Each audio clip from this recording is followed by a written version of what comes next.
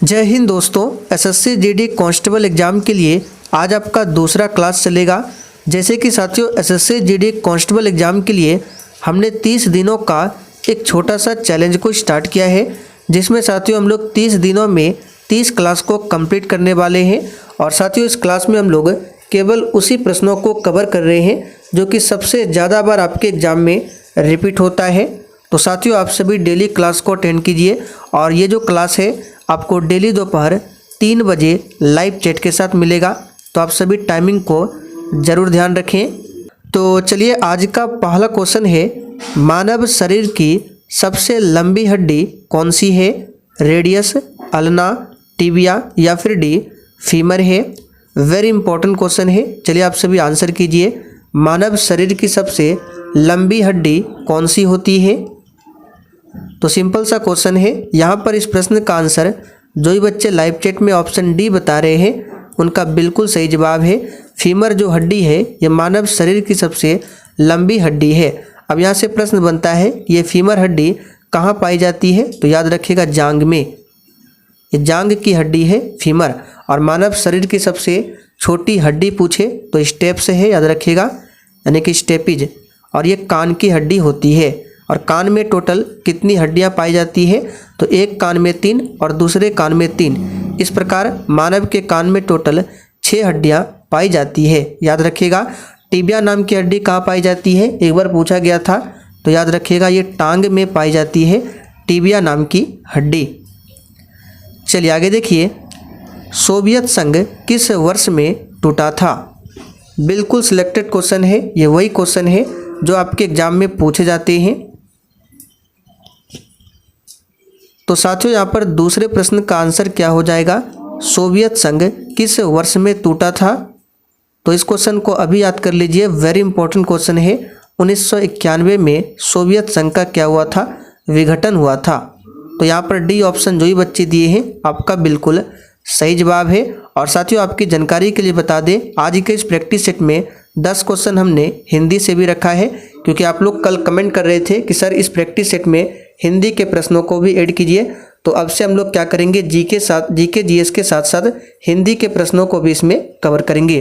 25 question हमने GK GS से रखा है और 10 क्वेश्चन हिंदी से रखा है। चलिए आगे बढ़ते हैं। नर्मदा नदी मध्य प्रदेश में खाली स्थान से निकलती है। सभी ऑप्शन को ध्यान से पढ़िए। नर्मदा नदी जो है ये मध्य प्रदेश में कहाँ से निकलती है? तो साथियों ये भी सिंपल सा क्वेश्चन है, हमने आपको पहले भी क्लास में बहुत बार बताया है कि नर्मदा नदी जो है ये मध्य प्रदेश में अमरकंटक की पहाड़ियों से निकलती है। तो यहाँ पर बी ऑप्शन जो ही बच्चे दिए हैं बिल्कुल सही जवाब है। अब अरावली की पहाड़ी की बात करें तो यहाँ से कौन कौन सी नदी निकलती है? तो एक हो गया लूनी नदी हो गया, बनास नदी हो गया, साबरमती नदी हो गया। ये सभी नदियाँ जो है अरावली की पहाड़ियों से निकलती है। अरावली पहाड़ी ये सबसे प्राचीन पर्वत श्रृंखला है और इस पहाड़ी की सबसे ऊंची चोटी का नाम पूछा जाता है जो कि गुरु शिखर है। तो आपको ध्यान रखना है, अरावली पर्वत श्रेणी की सबसे ऊंची चोटी का नाम क्या है? गुरु शिखर। देखिए सी ऑप्शन में है नीलगिरी की पहाड़ियाँ, यहाँ से भी क्वेश्चन बनता है। तो नीलगिरी की पहाड़ियाँ ये पश्चिमी घाट में स्थित है और नीलगिरी पहाड़ियों की सबसे ऊंची चोटी का नाम पूछे तो दोदा बेटा। इन सारे फैक्टों को आपको ध्यान रखना है। चलिए आगे देखिए, बैस्टिल जेल पर जनता के हमले कौन सी घटना को जन्म दिया? बहुत ही शानदार लेवल का क्वेश्चन है। और साथियों अगर आपको किसी भी प्रश्न में थोड़ा भी डाउट हो तो आप लोग तुरंत कमेंट करके पूछ सकते हैं, आपके कमेंट का रिप्लाई 100% दिया जाएगा। तो साथियों बैस्टिल जेल पर जनता के हमले से कौन सी घटना का जन्म हुआ? तो फ्रांस की क्रांति, याद रखिएगा। फ्रांस की क्रांति का कारण क्या था? तो बैस्टिल जेल पर जनता का हमला। अब यहाँ से क्वेश्चन बनेगा कि फ्रांस की क्रांति ये कब होती है? तो याद रखिएगा 1789 में फ्रांस की क्रांति होती है। रूस की क्रांति भी पूछा जाता है जो कि 1917 में हुआ था, तो इसे भी ध्यान रखें। और सोवियत संघ का विघटन अभी हमने आपको बताया 1991 में सोवियत संघ का विघटन हुआ था। और साथियों 1857 की क्रांति की बात करें तो इसकी शुरुआत होती है 10 मई से और कहाँ से, तो उत्तर प्रदेश के मेरठ डिस्ट्रिक्ट से। आगे देखिए, पत्तियों में मौजूद हरा रंग किस नाम से जाना जाता है। चलिए क्वेश्चन नंबर 5 के लिए आंसर कीजिए। और साथियों आगे हम हिंदी के प्रश्नों को और भी बढ़ाएंगे, लगभग हम लोग 20 क्वेश्चन हिंदी से भी कवर करेंगे, क्योंकि आपके एग्जाम में 20 क्वेश्चन जीके, जीएस और करंट अफेयर से पूछा जाता है और 20 क्वेश्चन हिंदी व्याकरण से। टोटल जो नंबर हो जाएगा यानी 40 गुना 2 80 नंबर का पूछा जाता है जीके, जीएस और हिंदी व्याकरण। तो क्वेश्चन नंबर 5 के लिए आपका आंसर हो जाएगा क्लोरोफिल। पत्तियों में मौजूद जो हरा रंग होता है ये क्लोरोफिल के नाम से जाना जाता है। जाइलम की बात करें तो एक प्रकार का उत्तक है और जाइलम उत्तक जो है ये जल और खनिज लवण के लिए क्या है, उत्तरदायी होता है। खाली स्थान भारतीय अर्थव्यवस्था का प्राथमिक क्षेत्र है। चलिए क्वेश्चन नंबर 6 के लिए आंसर कीजिए। और साथियों ये क्वेश्चन आपके एग्जाम के लिए वेरी इंपॉर्टेंट क्वेश्चन है। देखिए प्राथमिक क्षेत्र हो गया, द्वितीय क्षेत्र, तृतीय क्षेत्र, इन सभी से संबंधित एक क्वेश्चन आपके एग्जाम में हमेशा पूछा जाता है। तो आपको ये पता होना चाहिए कि प्राथमिक क्षेत्र में क्या क्या है, द्वितीय क्षेत्र में क्या है, तृतीय क्षेत्र में क्या क्या आता है। तो सबसे पहले क्वेश्चन नंबर 6 के लिए जो आंसर हो जाएगा ये हो जाएगा कृषि। तो भारतीय अर्थव्यवस्था का प्राथमिक क्षेत्र कृषि है। अब देखिए कृषि हो गया, डेयरी उत्पादन हो गया, मत्स्य पालन हो गया, ये सभी प्राथमिक क्षेत्र के अंतर्गत में आता है। द्वितीय क्षेत्र की बात करें तो द्वितीय क्षेत्र में जितने भी उद्योग की चीज़ें हैं सभी द्वितीय क्षेत्र में आएंगे। और तृतीय क्षेत्र की बात करें तो तृतीय क्षेत्र को सेवा क्षेत्र भी कहा जाता है और इसमें बैंकिंग हो गया, परिवहन हो गया, ये सभी चीज़ें आती है। तो फिलहाल यहाँ पर आंसर हो जाएगा कृषि। आगे देखिए, खाली स्थान भारत का एक प्रमुख लौह अयस्क क्षेत्र है। तो इन चारों ऑप्शन में से कौन भारत का एक प्रमुख लौह अयस्क क्षेत्र है, तो याद रखिएगा उड़ीसा, झारखंड क्षेत्र, यहाँ पर डी ऑप्शन सही है। आगे देखिए, खाली स्थान को एशिया की ज्योति के रूप में जाना जाता है। बिल्कुल इसी टाइप के क्वेश्चन आपके एग्जाम में पूछे जाते हैं। तो एशिया की ज्योति के रूप में जाना जाता है गौतम बुद्ध को, पहला ऑप्शन आपका यहाँ पर सही है। राजा राम मोहन राय से संबंधित एक क्वेश्चन याद रखिएगा, राजा राम मोहन राय को राजा की उपाधि किसने दिया था, तो अकबर द्वितीय ने। आगे देखिए, तमिलनाडु की प्रख्यात शास्त्रीय नृत्य शैली कौन सी है। चलिए क्वेश्चन नंबर 9 के लिए आप सभी आंसर कीजिए। तो साथियों तमिलनाडु का जो शास्त्रीय नृत्य है ये हो जाएगा भरतनाट्यम, पहला ऑप्शन सही है। कुचिपुड़ी आंध्र प्रदेश का है, कथक ये उत्तर भारत या फिर उत्तर प्रदेश का है, मोहिनी अट्टम ये केरल का है। मोहिनी अट्टम और याद रखिएगा कथकली दोनों केरल के शास्त्रीय नृत्य है। भारत देश का सबसे छोटा राज्य कौन सा है। बहुत ही सिंपल क्वेश्चन है, चलिए आंसर कीजिए। और साथियों इस क्लास के साथ साथ आप लोग डेली शाम 7:30 बजे की क्लास को ज़रूर देखिए। शाम 7:30 बजे में डेली टॉपिक वाइज क्लास चलता है और इसमें अभी पॉलिटी में लगभग 15 से 16 टॉपिक कंप्लीट हो चुका है। तो शाम 7:30 बजे की क्लास को आप लोग डेली अटेंड कीजिए। ये आपको मेरे दूसरे चैनल पर मिल जाएगा, दूसरा चैनल का लिंक जो है डिस्क्रिप्शन बॉक्स में दिया गया है। तो यहाँ पे सबसे छोटा राज्य पूछा गया है, तो क्षेत्रफल में आपको बताना है, जो कि गोवा है और जनसंख्या में सिक्किम है। ओलंपिक में रजत पदक जीतने वाली पहली भारतीय महिला कौन थी। चलिए क्वेश्चन नंबर 11 के लिए आंसर कीजिए। तो साथियों ओलंपिक में रजत पदक जीतने वाली पहली भारतीय महिला कौन थी, तो इसका सही जवाब हो जाएगा पीवी सिंधु। कौन थी, पीवी सिंधु। और यहाँ से एक क्वेश्चन और बनता है कि ओलंपिक में पहला पदक जीतने वाली महिला कौन थी। कोई भी पदक हो तो याद रखिए कर्णम मल्लेश्वरी। कर्णम मल्लेश्वरी ये कौन थी, तो ओलंपिक में पहला पदक जीतने वाली महिला कर्णम मल्लेश्वरी। इन्होंने कांस्य पदक जीता था, कांस्य पदक। और रजत पदक में जीतने वाली प्रथम भारतीय महिला तो पीवी सिंधु।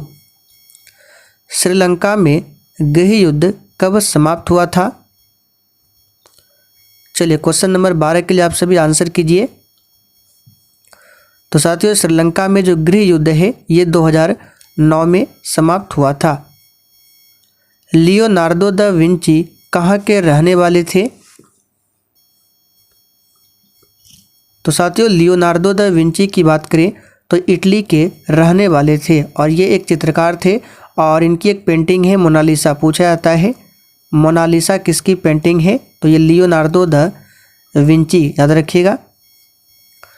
लावनी किस राज्य का प्रमुख लोक नृत्य है? चलिए क्वेश्चन नंबर 14 के लिए आंसर कीजिए। तो लावनी जो है महाराष्ट्र राज्य का क्या है? प्रमुख लोक नृत्य है, याद रखिएगा। निम्नलिखित में से कौन सा पक्षी शांति का प्रतीक है? देखिए ऐसे तो बहुत ही सिंपल क्वेश्चन है, लेकिन ये क्वेश्चन एसएससी जीडी जो एग्ज़ाम हुआ था 2019 में, इसमें पूछा हुआ है। तो शांति का प्रतीक कौन है? तो कबूतर, बिल्कुल सही आंसर दिए हैं। निम्न में से कौन सा अंतःस्रावी तंत्र का हिस्सा नहीं है? चलिए क्वेश्चन नंबर 16 के लिए आंसर कीजिए। और साथियों ये जो एसएससी जीडी का क्लास चल रहा है, अगर आपको इसका पीडीएफ चाहिए आंसर के साथ में तो बहुत ही जल्द इसका पीडीएफ भी उपलब्ध कराया जाएगा। तो अंतःस्रावी तंत्र का हिस्सा नहीं है लार ग्रंथि, यहाँ पर पहला ऑप्शन आपका सही जवाब है। अब यहाँ पे लार की बात करें तो लार में कौन सा एंजाइम पाया जाता है? टाइलिन नाम का एंजाइम पाया जाता है। पूछा जाता है, आप लोग कमेंट करके बता दीजिए लार का पीएच मान कितना होता है। डीएनए का पूर्ण रूप क्या है? चलिए 17 के लिए आंसर कीजिए। डीएनए का पूर्ण रूप क्या है? तो डीएनए का फुल फॉर्म होता है डायऑक्सी राइबो न्यूक्लिक एसिड, जो कि ए ऑप्शन में दिया गया है। और साथ ही यहाँ से एक और क्वेश्चन बनता है, डीएनए की इकाई क्या है? तो जीन, ये डीएनए की इकाई है। किस मुगल बादशाह को बचपन में खुर्रम के नाम से जाना जाता था? तो यहाँ पर इसका आंसर क्या हो जाएगा 18 का? तो शाहजहां को जाना जाता था, याद रखिएगा। जीएसटी सबसे पहले भारत के किस राज्य में लागू हुआ था? ये क्वेश्चन पूछा हुआ क्वेश्चन है। तो साथियों जीएसटी की बात करें, इसका फुल फॉर्म होता है गुड्स एंड सर्विस टैक्स। और जीएसटी जो लाया गया था 101वां संविधान संशोधन के तहत, और जीएसटी लागू करने वाला पहला राज्य असम था, याद रखिएगा। कौन? असम। 2016 में लागू हुआ था असम में। और आखिरी में पूछे कहाँ पर लागू हुआ था? तो जम्मू कश्मीर केंद्र शासित प्रदेश में। एग्जाम वॉरियर पुस्तक के लेखक कौन है? और साथियों सेशन के लास्ट में आपको कमेंट करके अपना अपना स्कोर भी बताना है, बिल्कुल ईमानदारी पूर्वक। तो एग्जाम वॉरियर पुस्तक के लेखक नरेंद्र मोदी है, यहाँ पर डी ऑप्शन सही है, नरेंद्र मोदी, याद रखिएगा।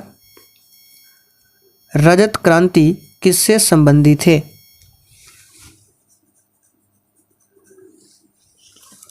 तो साथियों रजत क्रांति की बात करें तो याद रखिएगा ये अंडा उत्पादन से संबंधित है, यहाँ पर सी ऑप्शन आपका सही जवाब है। मत्स्य पालन क्या कहलाता है? तो पीसी कल्चर, पीसी कल्चर के अंतर्गत मत्स्य पालन होता है, याद रखिएगा।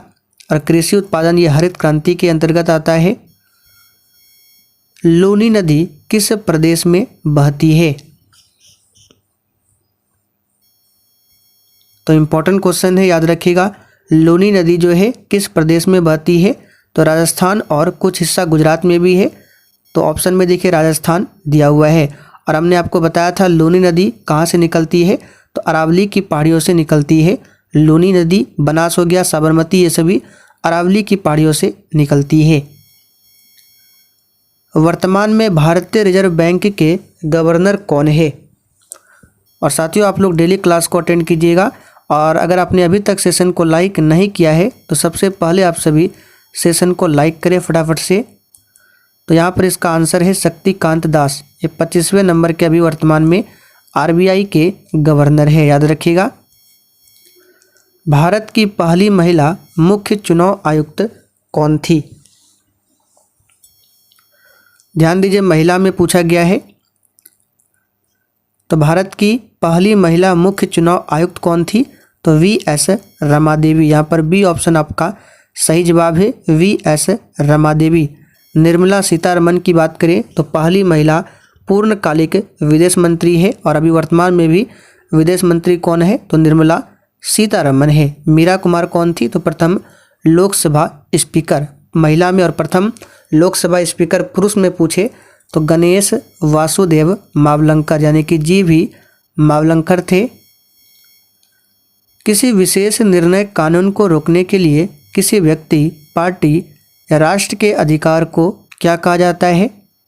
ये question SSC GD constable exam 2019 में पूछा हुआ प्रश्न है। तो इसे कहा जाता है वीटो पावर, याद रखिएगा। अब यहाँ से हिंदी के क्वेश्चन स्टार्ट होते हैं। तो हिंदी में देखिए क्वेश्चन है पहला, निम्नलिखित में से अशुद्ध वाक्य कौन सा है? सभी वाक्य को ध्यान से पढ़िए और देखिए हिंदी से जो एग्जाम में क्वेश्चन बनते हैं बिल्कुल इसी तरह का क्वेश्चन पूछा जाता है जिस तरह हम आपको आज कराने वाले हैं। तो अशुद्ध वाक्य कौन सा हो जाएगा? तो देखिए प्रत्येक व्यक्ति कविता नहीं कर सकते, ये अशुद्ध है।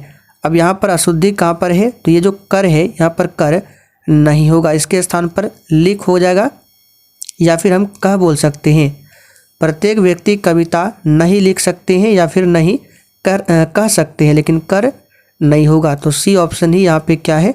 अशुद्ध है। निम्न वाक्य में रेखांकित शब्द के स्थान पर सर्वाधिक शब्द का चयन कीजिए जो उपयुक्त शब्द होगा। जिसकी लाठी उसकी भैंस वाली कथा चरितार्थ होती है। यहाँ पे देखिए चरितार्थ जो है इसका बताना है। ये जो जिसकी लाठी उसकी भैंस है ये क्या है? एक कहावत है, आख्यायिका है, कहानी है या फिर गाथा है? तो सिंपल सा क्वेश्चन है, जिसकी लाठी उसकी भैंस क्या है? तो एक कहावत है, पूछा हुआ क्वेश्चन है। निम्नलिखित वाक्य में रेखांकित शब्द के स्थान पर उपयुक्त पर्यायवाची शब्द कौन सा है? राम कुशल कारीगर है। तो कुशल में बताना है पर्यायवाची। बिल्कुल इसी तरह के क्वेश्चन पूछे जाते हैं हिंदी व्याकरण से। तो कुशल का यहाँ पे बताना है पर्यायवाची, तो हो जाएगा निपुण। कुशल निपुण एक ही चीज़ है। निम्नलिखित मुहावरे का अर्थ क्या होगा? कागजी घोड़े दौड़ाना। तो साथियों कागजी घोड़े दौड़ाना इसका यहाँ पर अर्थ क्या हो जाएगा? तो याद रखिएगा बिना मतलब का काम को करना। यहाँ पर डी ऑप्शन सही है। और हिंदी में आपके जितने भी क्वेश्चन सही हो रहे हैं आप लोग लिखते चलिए, फिर सेशन के लास्ट में बताना है कि जीके जीएस के 25 क्वेश्चन में आपका कितना सही हुआ और हिंदी में 10 क्वेश्चन में कितना क्वेश्चन सही किए हैं। निम्नलिखित अर्थ वाले मुहावरे का चयन विकल्पों में से कीजिए। किसी व्यक्ति का पुरानी परंपरा के साथ चलना, यह मुहावरे का अर्थ दिया हुआ है। यहाँ पर बताना है कौन सा मुहावरा इसमें सेट करेगा। तो ये हो जाएगा लकीर का फकीर होना। इसका मतलब किसी व्यक्ति का पुरानी परंपरा के साथ चलना। यहाँ पर बी ऑप्शन सही है। सेखी बघारना का मतलब अपनी प्रशंसा करना। पीताम्बर का अर्थ क्या है? ये क्वेश्चन भी पूछा हुआ क्वेश्चन है। तो पीताम्बर का अर्थ हो जाएगा पीले रंग का वस्त्र। प्रातः काल में सूरज की किरणें मन को भाती है। तो इस वाक्य में बताना है जो रेखांकित शब्द है इसका पर्यायवाची क्या है? तो किरण का पर्यायवाची क्या हो जाएगा? चलिए बिल्कुल सही आंसर है रश्मि होगा। यहाँ पर क्या होगा? रश्मि। आशा से बहुत अधिक इस वाक्य के लिए सार्थक शब्द क्या है? तो साथियों आशा से बहुत अधिक इस वाक्य के लिए जो सार्थक शब्द हो जाएगा, याद रखिएगा आशातीत हो जाएगा। महिला जब भाषण दे रही थी उसकी आवाज़ में एक आकर्षण था। तो इस वाक्य में जो आकर्षण शब्द है इसका विलोम इनमें से कौन नहीं है? ध्यान दीजिए विलोम नहीं है पूछा गया है, तो ये हो जाएगा विपकर्षण। ये इसका विलोम नहीं है। जो अंडे से जन्म लेता है इस वाक्य के लिए एक शब्द क्या होगा? ये तो बहुत ही सिंपल क्वेश्चन है, जो इसका हो जाएगा अंडज। यहाँ पर डी ऑप्शन सही है। अब आप लोग कमेंट करके बताइए आपने कितने क्वेश्चन हिंदी और कितने क्वेश्चन जीके जीएस में सही किए हैं। तो सेशन पसंद आया हो तो जाने से पहले सेशन को लाइक और शेयर ज़रूर करें।